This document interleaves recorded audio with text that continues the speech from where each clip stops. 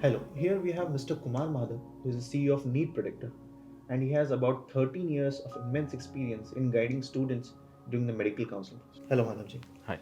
माधव जी, आपके 13 साल के एक्सपीरियंसेस में जो बेसिक प्रॉब्लम्स जो स्टूडेंट्स फेस करते हैं क्या है? लाइक देखिए, जैसे मैं बेसिकली नीट काउंसलिंग एडवाइज़र हूँ और मैंने जो नीट से रिलेटेड बहुत सारे क्वेश्चंस आते हैं। जैसे कैंडिडेट नीट एग्ज़ाम देते हैं, उनके पास सबसे पहला उनका डाउट रहता है, उनको सब्जेक्ट चूज़ करने में बहुत प्रॉब्लम होती है, स्पेशली नीट पीजी या नीट सुपर स्पेशलिटी में। तो अगर हम लोग पीजी की बात करते हैं, यहाँ पे कैंडिडेट पहले कन्फ्यूज़ रहते हैं कि उनको कौन-सा ब्रांच लेना चाहिए। उनको रेडियो के साथ जाना चाहिए या फिर वो डर्मा के साथ जाए या सर्जिकल सब्जेक्ट। तो मैं अपने एक्सपीरियंस के बेस पे मैंने यही समझा है कि उनको जो सब्जेक्ट्स पसंद आते हैं उनके साथ जाए, क्योंकि सब्जेक्ट्स उनके साथ लास्ट तक रहती है। होल लाइफ उसी नाम से जाने जाएँगे, उसी सब्जेक्ट से, टैग से जाने जाएँगे। बट अगर वो सब्जेक्ट से कंप्रोमाइज़ करते हैं, वो एन्जॉय नहीं कर रहे हैं उस सब्जेक्ट को, तो उनके लिए हो सकता है आने वाले फ्यूचर में डिफ़िकल्टीज़ आए। तो सबसे मेन इम्पोर्टेंट क्या होती है, सब्जेक्ट चूज़ करना। ठीक है, उन्होंने सब्जेक्ट फ़िक्स कर लिया, मुझे ये सब्जेक्ट चाहिए। नेक्स्ट स्टेप में वो क्या करते हैं, सब्जेक्ट तो उन्होंने चूज़ कर लिया, अब उनको कौन से टाइप के कोर्सेज़ के लिए जाना चाहिए। उनको डीएनबी लेना चाहिए या डिप्लोमा लेना चाहिए या फिर प्राइवेट कॉलेजेस में जाना चाहिए, एमडी, एमएस क्या चाहिए। इसमें भी सेकंड स्टेप में वो इसमें कन्फ्यूज़ होते हैं कि उनको टाइप ऑफ कोर्सेज़ क्या चाहिए।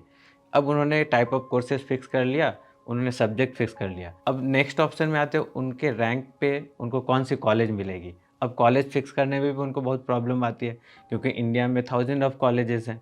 अब उस थाउज़ेंड ऑफ कॉलेजेस में वो किस कॉलेज को चूज़ करें। अब ये कॉलेज भी उन्होंने शॉर्ट लिस्ट कर लिया, फॉर एग्ज़ाम्पल उन्होंने 10 से 20 कॉलेज चूज़ कर लिया। कॉलेज चूज़ करने के बाद उनको नेक्स्ट डिफ़िकल्टीज़ क्या आती है, उस कॉलेज के बारे में कोड डिटेल्स पता करना। जैसे वहाँ पे बॉन्ड है या नहीं है, वहाँ पे स्टाइपेंड कितना देते हैं, जैसे कुछ सर्जिकल सब्जेक्ट्स में हैंड्स ऑन दी जाती है या नहीं दी जाती है, पेशेंट लोड कैसे हैं। नो डाउट गवर्नमेंट कॉलेजेस के बारे में मैक्सिमम डॉक्टर्स को या मैक्सिमम कैंडिडेट्स को पता रहता है। बट अगर हम लोग प्राइवेट कॉलेजेस या डीएनबी इंस्टीट्यूट की बात करें या जो नए मेडिकल कॉलेज आ रहे हैं, उनकी बात करें, तो कैंडिडेट वहाँ पे कन्फ्यूज़ रहते हैं। तो ये भी एक उनका नेक्स्ट स्टेप में जाते हैं, तो यहाँ पे कन्फ्यूज़न होती है। अब ये तो हो गई कॉलेज चूज़ करना, कॉलेज के बारे में डिटेल्स। अब ये सब कुछ डिटेल्स पता होने के बाद अब उनकी नेक्स्ट डाउट आती है काउंसलिंग और उनके रूल्स के बारे में। अब वो काउंसलिंग कैसे होती है, वो किस-किस काउंसलिंग के लिए एलिजिबल है, वहाँ पे अप्लाई कैसे करनी पड़ती है, अगर उन्होंने कुछ कॉलेजेस शॉर्टलिस्ट किया है, वो पर्टिकुलर कॉलेज कैसे उनको मिलेगी काउंसलिंग के थ्रू? क्या उनका जो रैंक है उस कॉलेज के लिए या उस ब्रांच के लिए क्वालीफाई करता है, नहीं करता है? क्या उनको कुछ सब्जेक्ट्स के बैकअप रखने हैं? तो ये सब मेन कोर जो कन्फ्यूज़न है वो कैंडिडेट्स के बीच में आजकल देखी जा रही है। तो मेरे एक्सपीरियंस के अकॉर्डिंगली कैंडिडेट क्या करते हैं, बहुत सारे मिस इन्फॉर्मेशन के कारण वो मिसगाइडेड भी हो जाते हैं। लाइक उनको अगर उनके रैंक पे फॉर एग्ज़ाम्पल कोई लाइक गवर्नमेंट कॉलेज नहीं मिल रही है, डीएनबी की सीट नहीं मिल रही है, तो वो किसी ख़राब कॉलेज में भी, प्राइवेट कॉलेजेस में एडमिशन ले लेते हैं। कभी-कभी कैंडिडेट दूसरे स्टेट में बॉन्ड में जाके फँस जाते हैं, उनको पेनल्टी पे करनी पड़ती है।